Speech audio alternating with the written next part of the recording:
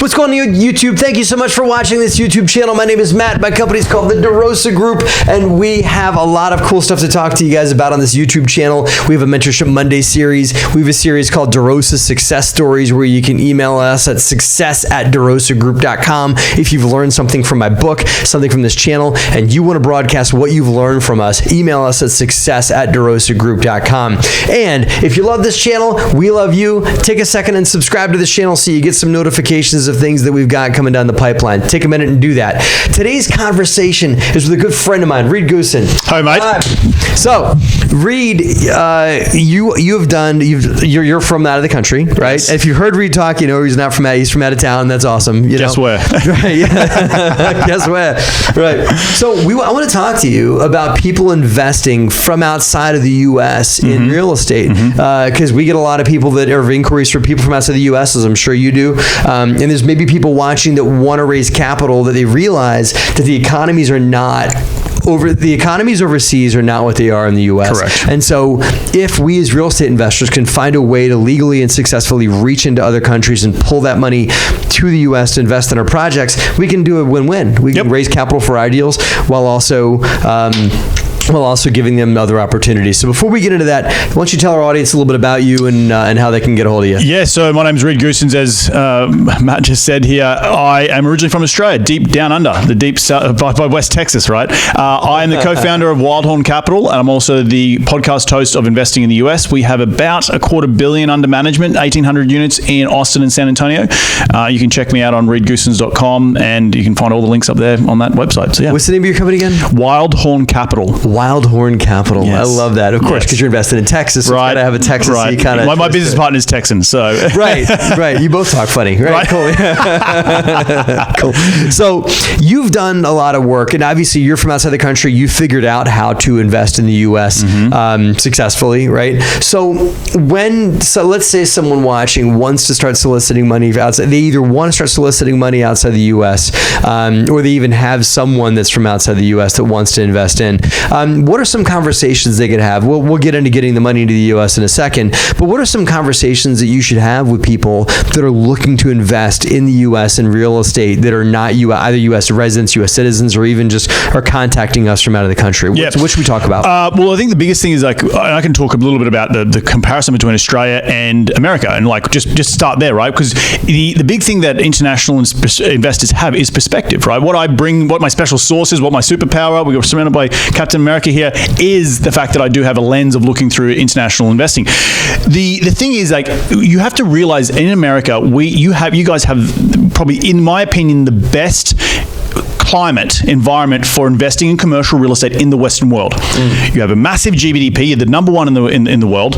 You have incredible debt financing vehicles that you're not available to other countries. In my home country of Australia, we do not have Freddie or Fannie that have 10 years interest only at a 4% interest rate amortized over 30. That just doesn't exist, right? Also, we all sometimes I wonder if it should exist here or not. Yeah, right. Yeah. Also, we have a lot of Western countries like Australia, like Europe, like London, have a massive supply-demand issue, similar to coastal cities here, where our cap rates are actually even lower than your cap rates for commercial real estate, and have historically been lower. So you look at Singapore, or you look at Sydney. An office space in Sydney or Singapore is probably trading at a 2 cap, right? Wow. So you look at an office space in New York City or Boston or LA, and you get it for a 3-4 cap, you're essentially getting it for half price, right? Is that a supply-demand issue as well? Supply-demand issue, yeah. Okay, so got it. You have all these exterior factors of why people are investing in the United States. One other thing I'm going to throw in there is that if you didn't know this, when you apply for a bank account outside of the United States, the US wants to know where their citizens are. So there is one question on every single bank account outside the United States is are they a US citizen, right? Everyone said, sure, we'll give you this information, Mr. United States. Can we have it in the reverse? And they said, no. So now US entities are viewed with the privacy as nearly like an offshore bank account. So why a lot of you international investments are coming to the United States, coupled with all the good stuff we talk about, the GDP, the debt, the yield, the forced appreciation. Now also entities are viewed as nearly offshore for an international perspective. If you invest in the U.S. If you're an international person. That is interesting. Let's make sure that gets captured here for a second. So let's say I'm looking to invest in the U.S. from, name it, UK, right? Yep. Yeah, it's a simple, friendly country, UK, not a more something any more obscure where there's maybe deeper regs or laws or whatever, right? Just UK. If I want to invest in the U.S. from the UK, I can set up a U.S.-based LLC, simple. And that gives me a U.S.-based EIN number. Correct. I check off, no, I'm not a U.S. citizen. Correct. On the form. Yep. And that's as far as the conversation goes. The U.S. does not report the existence of that entity back to the U.K. Not who's behind the entity, right? Which is what the whole purpose They're is. not going to report Joe Smith, who's the founder of that LLC, who's a UK resident. Yep. They're not going to go tell the UK, hey. Right. And people asked Obama back in the day, hey, can you give us that information? Because we're giving it to you. He's like, no.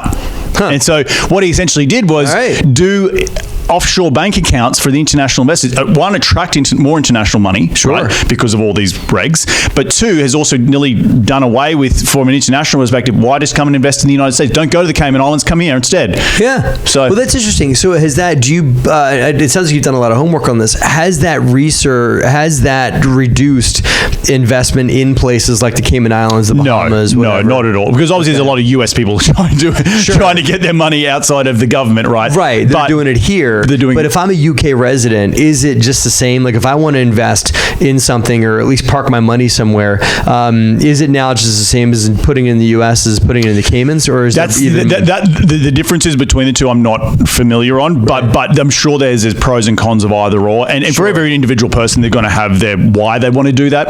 But having your money in a US entity backed by US dollar with, a first world country, it's a sort of ticks all the boxes. Interesting, because I talked to somebody from Germany a while ago that was concerned about investing in the U.S.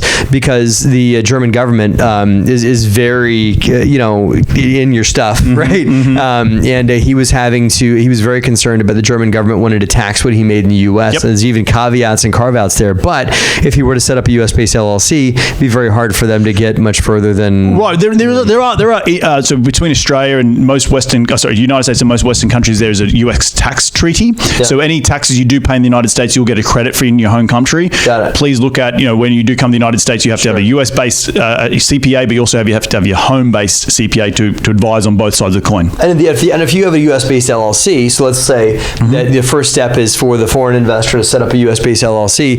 If they do that, they're going to have to pay US-based income taxes. Correct. In that, which is probably why the US is fine with this, because obviously if you're making money in the US, you're reporting that income through a US-based CPA and everything like that, right? Correct. So let's say someone watching has either a relative or a friend or whatever that's overseas, no reason to name the country, just any country, that wants to invest in the U.S. Is it okay for them to just take the money that's like, U.S. that's just foreign currency, and couldn't I just set up the LLC for them, right? I could set up an LLC fairly quickly, right? So what's to stop me, or is it okay for me to just have them wire me the currency and pay the exchange rate for me to set up the LLC for them on their behalf? Yeah, the answer to that is no. You never want to take international money directly into your own bank account, because the US government does stipulate if you take on foreign money, you as the individual, Matt, Faircloth or myself, Reed Gossens, is that we have to then have a withholding tax of 30% minimum, right? Setting up a US entity means you're at arm's length. You can still accept their money, and it takes a little bit of upfront capital, a little bit of upfront work, but once they've got that set up, they can invest anywhere. They can invest in DeRosa Group, they can invest in Wildhorn Capital, they can invest wherever they want. It's like, and then for us as the operators, it's like taking on any other US-based entity's money. The hardest part you have to get over is the US bank accounts. Historically, you have been able to open up bank accounts from abroad, but the US has cracked down. So 9 times out of 10, I advise my international investors, are you coming to the United States for a holiday? When you come, open up a bank account when you get here, because they want to see a physical person. So it's hard for them to do from overseas. So if you're dealing with a foreign investor, their best shot is to come to the U.S. Maybe meet with them, have them face-to-face, have them go walk some properties with you. And if you've got that kind of money they want to put to work in the U.S., they should be able to invest a little bit in a trip to the U.S. to come and set up a bank account, come visit you, get themselves legal in the U.S. and that. So to bottom line, and I knew the answer to this question, but I want to make sure everybody heard this.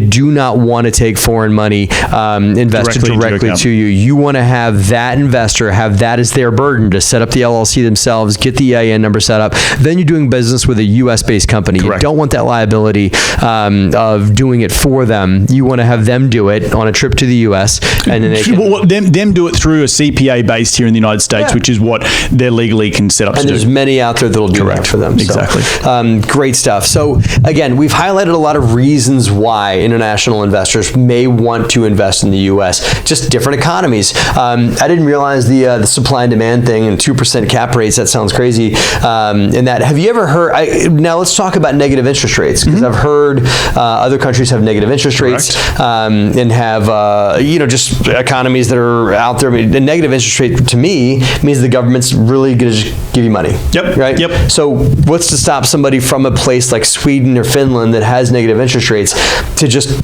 send the money to go to the U.S., set up the money, and then just borrow whatever they can from their government there and invest it in U.S. real estate? Right. Well, the thing is, like, investing across borders is still, so borrowing in one country to buy in another is still very difficult, right? Sure. Because, the lending vehicles, unless you're working with a big bank like HSBC and you're worth a lot of money, right? And you can leverage your home-based portfolio to buy stuff in the United States, which can occur. Don't get me wrong, HSBC is a very massive bank that will do that.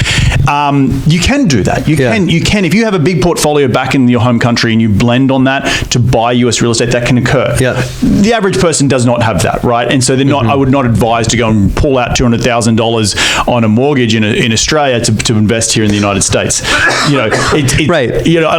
Unless you got, I get a lot of more from the international perspective. What we call self-directed self-directed IRAs, which are called self-directed super funds in Australia. A lot of people. That's a way cooler name. Super funds, right? Yeah, super fund. Super Captain America. They get a cape, right? Exactly. Yeah, they should get a cape for that, right? But what that means is that you can park your money in the United States for an extended period of time. You just let it grow on itself, and so your U.S. bank account is just keep growing. You just keep investing on itself, and it keeps going over and over until you want to pull that money out of the United States. The other thing we didn't really talk about was foreign exchange risk, right? Now, a lot of people are trying to play both sides of the coin. Back in 2012, when I first moved to the United States, the Aussie dollar was on parity with the American dollar. Historically, that hasn't been great. A flood of money coming to the United States at that point. Historically, it's roughly around the 70 to 75 US cents mark. So for every $1, Australia would buy about 75 cents US, right? That's historically what it's been. Other countries, it's whatever it is.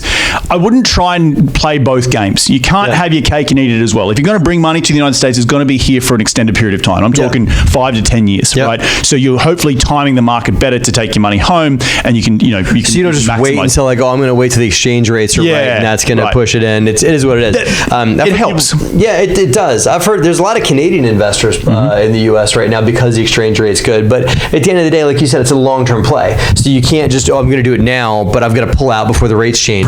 Right. You're investing in the U.S., not for the exchange rate deltas, or just really for a lot of the other reasons we talked about: cap rates, lending opportunities, growth. There's still a lot of growth areas like Austin, Texas. That there's a lot of room to expand around the cities. Here in the Northeast, not as much expansion opportunities. So there's still economic growth opportunities, but the U.S. offers a lot of greenfield places that you can build housing, build economic structures, and things. At the end of the day, you guys are 300 million people, right? You're the biggest GDP in the world, and in the Western country, the reason I said it's the best in the Western countries is because of your large population, right? You have the tier 1 markets, the New York, the San Franciscos, the LAs. You then have these tier 2 markets because there's so much population. They drives them to the Midwest, and it drives growth, right?